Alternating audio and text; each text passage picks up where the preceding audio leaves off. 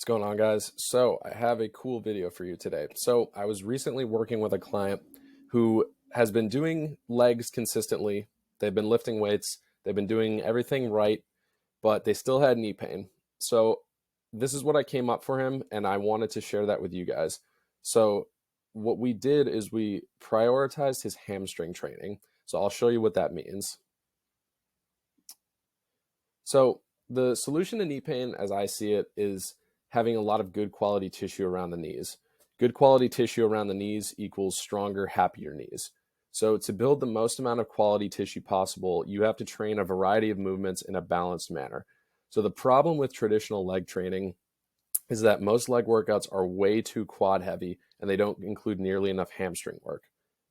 So I think the quads are so overworked because they're the glamour muscles. They're what you see peeking out of your shorts, or in the summertime, you never see your hamstrings. People get quad tattoos. They don't get hamstring tattoos. That would be weird. So having big, strong muscles on one side of the knee joint and not on the other, that's a recipe for knee pain. So here's what I mean. So there's this, just take a generic program I found on bodybuilding.com. This is typical of pretty much all leg workouts you'll see. So you have barbell squat, leg press, walking lunges, leg extensions, Romanian deadlift, lying leg curls, standing calf raises. We have 4 quad exercises before we even get to any hamstring.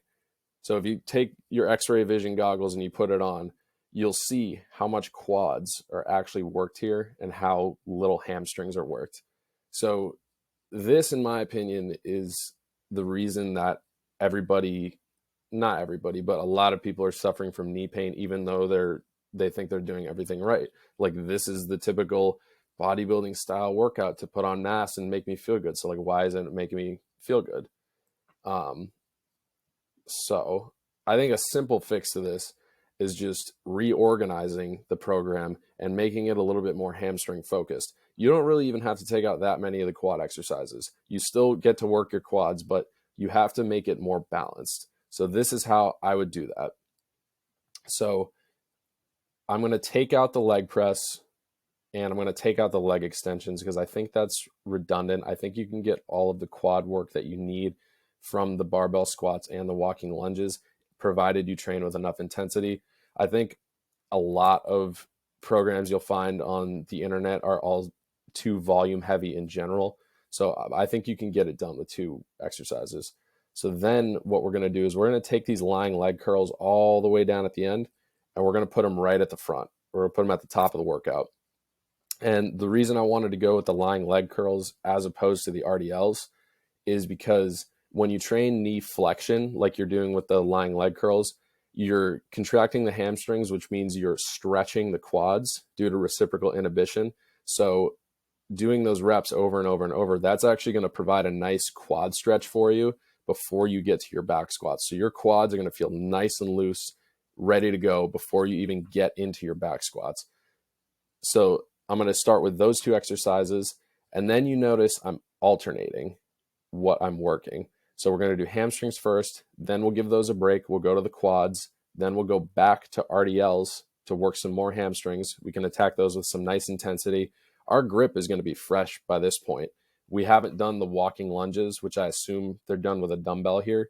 So we haven't done the walking lunges before the Romanian deadlift. So our grip is going to be nice and fresh for the RDLs. And then we're going to do walking lunges. I'd rather have my grip be fresh for the RDLs over the walking lunges personally, because you're still going to get a crazy quad burn on the lunges regardless. So we're going to put those after. Then we're going to do some calves, make sure they get some love. And then to finish it off, because this is a hamstring prioritized training, we're going to do a hamstring wall bridge. That's another little hack for you guys. If you do suffer from joint pain of any kind, include an isometric at the end of every workout or even before. Isometrics really strengthen your tendons as opposed to your muscles.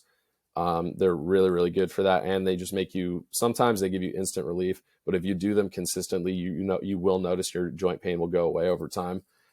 So now we have 3 hamstring exercises, 2 quad and glute exercises, and 1 calf exercise. So more balanced than before. We are prioritizing the hamstrings, so there's one more exercise in there. You can get all the quad development you need if you train the barbell squat and walking lunges with intensity. And then we also, this isn't a calf prioritized workout, so we will include just one calf exercise. And I told you I did this with a client. It's been working for him. And for me, from my personal experience, I have Osgood Schlatter's. It's like that bump you get on the front of your knee. And about a year ago, I mean, it was getting really bad. Doctors told me it would go away at a certain point, but they all just fucking lied to my face because it was only getting worse for a little bit. I'm 24 at this point. So I couldn't squat at the beginning of the workout like I was supposed to. And I was getting like really defeated and it just wasn't really good. So I took stock of what I could do.